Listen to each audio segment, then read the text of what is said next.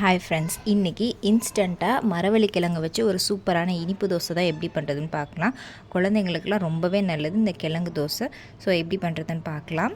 First ஒரே ஒரு மரவள்ளிக்கிழங்கு எடுத்திருக்கேன். இந்த மரவள்ளிக்கிழங்கை சின்ன சின்னதாக கட் பண்ணிக்கலாம்.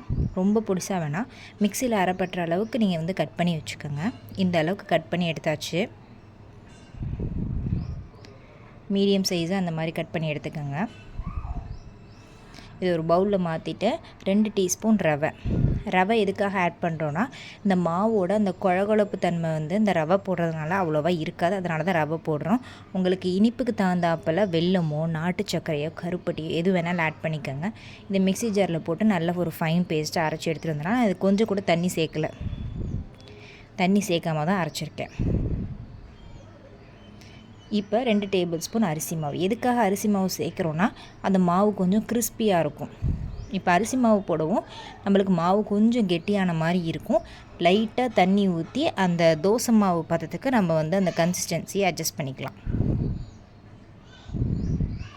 இது கூட ஆப்ஷனல் தேங்காயும் ஏலக்காவும் போட்டால் இன்னுமே சூப்பராக இருக்கும். தேங்காய் திருவி போட்டுட்டு கொஞ்சோண்டு அந்த சக்கரவள்ளி அந்த மரவள்ளிக்கிழங்கு போடும்போது நீங்கள் லைட்டாக ஏலக்காவும் போட்டு அரைச்சிங்கன்னா சூப்பராக இருக்கும். நல்ல தோசைக்கல் சூடானதுக்கப்புறம் நெய் அப்படி இல்லைனா பட்டர் எது வேணாலும் அப்ளை பண்ணிக்கலாம். ரவுண்டாக ஊற்றிட்டு நெய் ஊற்றிட்டு சிம்லேயே வைக்கணும். ரொம்ப ஹையில் வச்சிங்கன்னா ஒரு மாதிரி கலர் கருகருன்னு ஆகிடும். ஏன்னா வெல்லம் இந்த மாதிரி நான் ப்ரௌன் சுகர் ஆட் பண்ணியிருக்கனால சிம்லேயே வச்சு இந்த தோசையை மெதுவாக திருப்பி போடுங்க. ஸ்வீட்டாக இருக்கும். இந்த கிழங்குலாம் பச்சையாக விதைச்சி கொடுத்து அதை தாளித்து இந்த மாதிரி பண்ணாலாம் குழந்தைங்க சாப்பிட மாட்டாங்க. இந்த மாதிரி நம்ம தோசையாக செஞ்சு கொடுக்கும்போது கிட்ஸுக்கு கண்டிப்பாக ரொம்பவே பிடிக்கும். இது செய்ய 2 to 5 மினிட்ஸ் தான் ஆகும். டக்குன்னு பண்ணிடலாம். இந்த மாதிரி ஒரு 2 தோசை சாப்பிட்டாவே குழந்தைங்களுக்கு நல்ல வயிறு ஃபில்லிங்காகவும் இருக்கும், ஹெல்த்தியாகவும் இருக்கும். ஸ்கூல் விட்டு ஈவினிங் ஸ்நாக்ஸ் மாதிரி கொடுக்கலாம். ஸ்கூலுக்குமே நீங்கள் ஸ்நாக்ஸ் மாதிரி பேன் கேக் மாதிரி இதே செஞ்சு தரலாம். அவ்வளோதான், சூப்பரான கிழங்கு தோசை ரெடி ஆகிடுச்சு. இன்ஸ்டன்ட் தோசை. இது சாஃப்டாக இருக்கும், உங்களுக்கு பார்த்தாவே தெரியும். குழந்தைங்க பிக்கிறதுக்குமே ஈஸியாக இருக்கும்.